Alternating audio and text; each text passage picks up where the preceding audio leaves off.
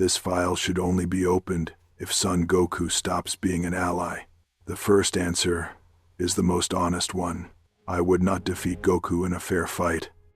If I entered an open field without preparation, without information, and without control of the environment, the fight would be over before my first move. Goku is faster than any human can follow, stronger than any ordinary armor could withstand, and when he raises his own power, the distance between us stops being physical. It becomes a difference in scale. I have faced gods, aliens, monsters, machines, and men who believed they were invincible. But Goku is not only powerful, he is simple, and that makes him dangerous in a different way. He does not fight for domination. He does not fight out of cruelty. He does not fight to prove superiority over the weak. He fights because he loves combat. To him, a battle is a test, a way to understand his own limit, a chance to evolve. Goku wants to face someone strong, feel the pressure, break through barriers, and come out better on the other side. That is the difference between him and almost every enemy I have ever faced. Most powerful men want to control the world. Goku wants to surpass himself. And that is why my contingency plan does not begin with strength. It begins with behavior. The first phase would be observation. I would not study only his attacks. That would be useless. It does not matter how many times I watch a man vanish at superhuman speed if I try to react after he has already moved. I would study what happens before. The way he plants his feet before advancing. The instant his breathing changes before his ki rises. The relaxation in his shoulders when he is enjoying himself. The more serious look in his eyes when he realizes an innocent person may be at risk. Most people would see Goku as an impossible force. I would see patterns, and patterns can be used, not to surpass him, to delay him. Against Goku, 1 second is a victory. Half a second is an opportunity. A hesitation is an opening. But that opening would not come from fear. Goku is not controlled by fear.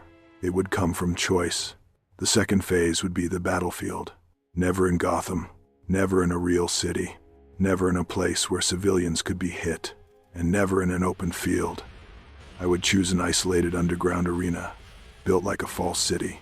Empty buildings, artificial streets, moving tunnels, impact platforms, reinforced doors, variable gravity chambers, disposable drones, thermal sensors, projections of human presence, not to deceive Goku forever, only to make him hold back.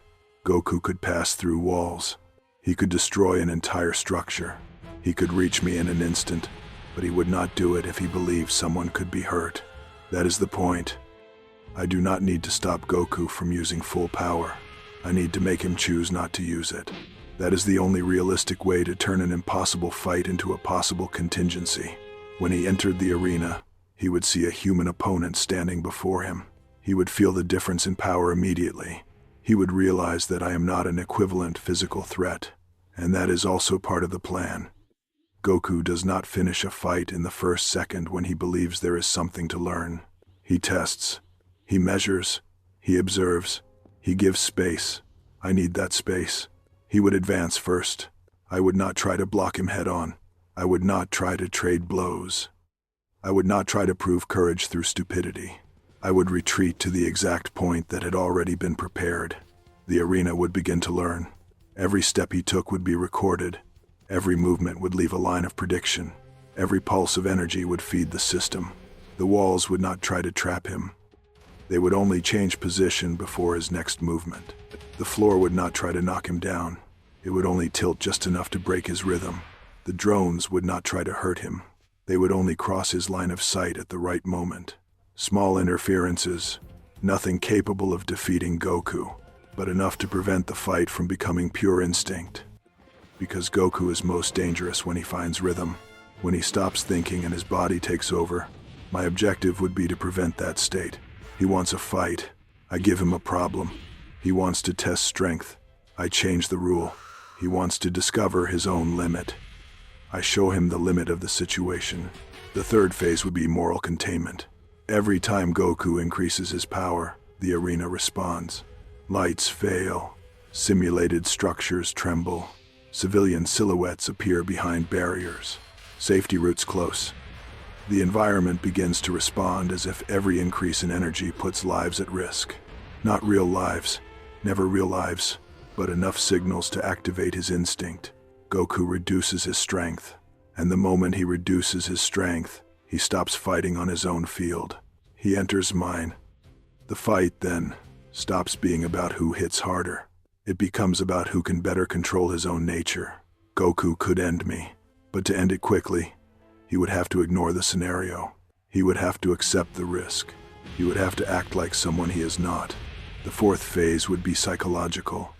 I would not try to insult him. That would be useless. I would not threaten his family. That would be dangerous and unnecessary. I would do something simpler.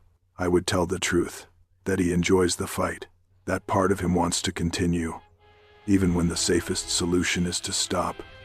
That sometimes he confuses winning with evolving, and that on that field, every second of combat proves he is still choosing the battle. Not protection. That would not make him a villain, but it would force him to think. And a thinking Goku is different from a flowing Goku. That is the most important moment of the plan. Not the strike, not the armor, not the technology. The choice. The arena would begin to close his options. If he increases his power, the visual risk grows. If he reduces his power, I gain time. If he tries to reach me, the path changes. If he stops to protect the simulated civilians, the fight loses its meaning. And then he understands. The arena was never a prison. It was a mirror. It was built to show him that the only way to win quickly would be to accept the wrong kind of victory. Goku could go through everything. He could break through every wall. He could destroy every obstacle. He could reach me before I finished my next sentence.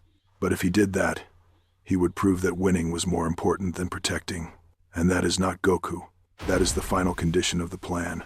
Not defeating him physically. Not erasing him. Not breaking him. Making him stop. He would stand before me with enough power to end everything, and realize that the fight had already been decided. Not because I was stronger, not because I was faster, but because I chose a battlefield where full power was the wrong answer. Goku would understand. Maybe he would smile. Maybe he would lower his fists. Maybe he would recognize that, in that scenario, continuing to fight would mean losing. And that would be the end. Not a victory by knockout. A victory by contingency. That is the only plan that makes sense against someone like Goku. I would not defeat the warrior by facing his power. I would win by placing the warrior before the only thing stronger than his desire to fight, his heart. Because against Goku, defeating him does not mean making him fall. It means making him choose not to fight.